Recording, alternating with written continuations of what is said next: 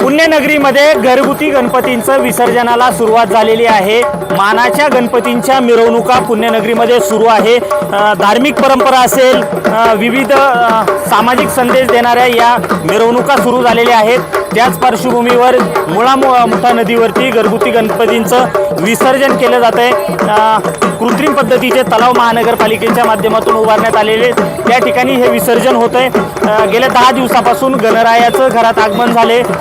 लाडका बाप्पा घरात आल्यानंतर एक वेगळी मजा मुलांमध्ये असते, एक वेगळं आकर्षण असतं। लाडक्या बाप्पाला आपल्या घरी आल्यानंतर गोड खाऊ दिला जातो। आपल्यासोबत चिमुकली आहे। बाप्पा घरी आल्यानंतर बाप्पाला काय काय खायला दिलं? मग खाऊ खायचं, लाडू खायचं, मग जेवण करायचं, मग झोपायचं, मग मूर्ती मोर्याचा आला, मग वाटला। मग आणि बाप्पा घरी आला, तुला काय घेऊन आला तो? ते घरी आणला। तुला काय दिलं बाप्पाने? मला खाऊ दिला। तर मग काय होतं तर काय म्हणजे कुठं होतं म्हणली ती केलं ते। आता बाप्पाला तू शाळेत जातीये?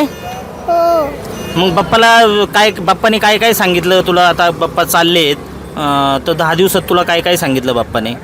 बाप्पांनी ना मग कसे होते, तू काय होत, मग कसं होणार, मग काय होतं, मग सर्वांना सुखी ठेवा। सगळे शेतकऱ्यांचं ते सगळ्यांचं चांगलं होऊ देत महाराष्ट्राचं। छान नक्कीच। खरं तर बाप्पा घरी आल्यानंतर चिमुकल्या मुलांसाठी अगदी वेगळं आकर्षण असतं। अगदी त्यांच्याबरोबर बोलका हा गणपती राया असतो। आज हा बाप्पा जातोय, त्याला निरोप दिला जातोय, मात्र आठवणी या चिमुकलीने आपल्या सोबत ठेवलेल्या या ठिकाणी पाहायला मिळत आहेत।